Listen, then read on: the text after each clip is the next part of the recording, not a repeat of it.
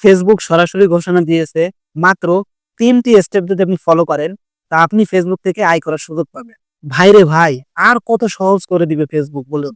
মাত্র ৭ দিনের ভিতরে আপনি যদি এই ৩টি স্টেপ ফলো করেন, আপনিও কিন্তু ফেসবুক থেকে আয় করতে পারবেন।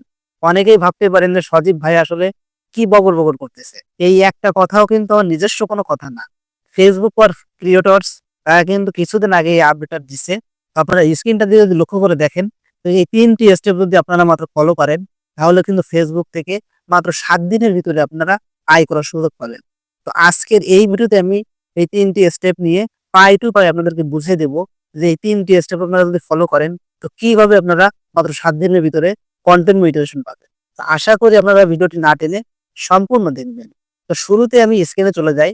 তো এখানে দেখুন ফেসবুক ফর ক্রিয়েটরস আসলে তারা কি বলতেছে। তো আসলে ফেসবুক ফর ক্রিয়েটরস দেখুন এখানে যা বলতেছে, এটাকে আমি জাস্ট একটু বাংলায় ট্রান্সলেশন করে দেখাচ্ছি। আসলে তারা কি বলতে চাচ্ছে। এটা আসলে ইংলিশে রয়েছে, এটাকে ট্রান্সলেশন করলে আসলে তারা বোঝা যাবে কি বলতে চাচ্ছে তারা আসলে। তো আমি একটু বুঝিয়ে দিই আপনাদেরকে। এই ৩টি স্টেপের আগে কিন্তু তারা কিছু কথা বলছে। তো শুরুতে কি কথাগুলো বলছে সেটা আমি বাংলায় বলতেছি। দেখুন তারা বলছে, ফেসবুকে যদি অর্থ উপার্জন করতে হলে কেবল দুর্দান্ত কনটেন্ট তৈরি করাই যথেষ্ট নয়।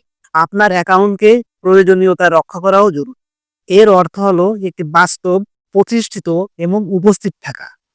ফেসবুকের পরিষেবার শর্তাবলী পূরণ করা এবং এগুলো অনুসরণ করা।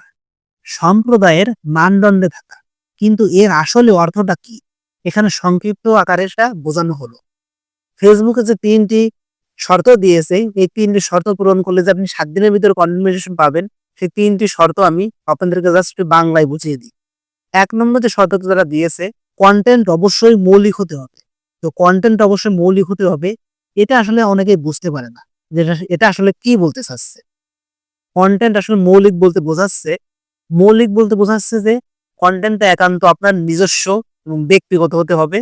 অর্থাৎ এমন কোনো ভিডিও তৈরি করবেন, এমন কোনো পোস্ট বা এমন কোনো রিলস আপনি তৈরি করবেন, যে পোস্ট বা রিলস বা ভিডিওটা আপনি আগে কোনো জায়গায় আপলোড করেন। একদম ইউনিক হতে হবে। অর্থাৎ একদম নতুন হতে হবে, যেটা আপনি কোনো জায়গায় এখনো পর্যন্ত আপলোড করেননি। সেই ভিডিওটা কিন্তু শুধুমাত্র ফেসবুকে আপলোড করতে হবে। এটাকে কিন্তু কনটেন্ট মৌলিক বলতেছে। এবং মিউজিক, কোনো ভিডিওতে যদি আপনি মিউজিক ব্যবহার করেন, সেটাও কিন্তু ফেসবুক থেকে নিতে হবে। যেখান থেকে সেখান থেকে যদি আপনি মিউজিক নেন, তাহলে কিন্তু আপনি মৌলিকের যে বিষয়টা, এটা কিন্তু আপনি মেনে চললেন না। সেক্ষেত্রে কিন্তু আপনি কনটেন্ট মনিটাইজেশনটা পাবেন না। অর্থাৎ আপনাকে একদম নিজস্ব কনটেন্ট তৈরি করতে হবে এবং যে কনটেন্টটা তৈরি করবেন, সেই কনটেন্টের ভিতরে অবশ্যই আপনাকে থাকতে হবে। দেখেন আমি যে ভিডিওটা তৈরি করতেছি, এই ভিডিওতে কিন্তু আমি কথা বলতেছি, প্লাস এই ভিডিওতে কিন্তু আমি নিজেই সামনে রয়েছি। অর্থাৎ আপনি যে ভিডিওটা তৈরি করবেন, সেই ভিডিওতে অবশ্যই আপনাকে সামনে থাকতে হবে এবং আপনাকে সেটা দিক নির্দেশনা দিয়ে তৈরি করতে হবে। এখন ২ নম্বর যে বিষয়টা সেটা বুঝিয়ে বলি। ২ নম্বর বিষয়টা দেখুন, কনটেন্ট ক্ষতিকারক, হিংসাত্মক, ঘৃণা ইত্যাদি হতে পারে। অর্থাৎ কোনো কনটেন্টে, কোনো ভিডিওতে, কোনো পোস্টে, কোনো রিলসে এমন কোনো কিছু বলা যাবে না যেটা হিংসাত্মক বা কোনো ঘৃণা বোঝাচ্ছে, ফেসবুকের কমিউনিটি গাইডলাইনের বাইরে যায়। এমন কোনো কিছু বলা যাবে না।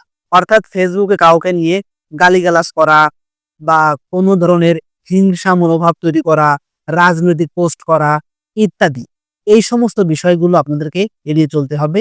ফেসবুকের কমিউনিটি গাইডলাইনটা মেনে চলতে হবে। ফেসবুকের যে কমিউনিটি গাইডলাইন আছে, ফেসবুক যেগুলো অপছন্দ করে, সেই কাজগুলো কখনোই করা যাবে না।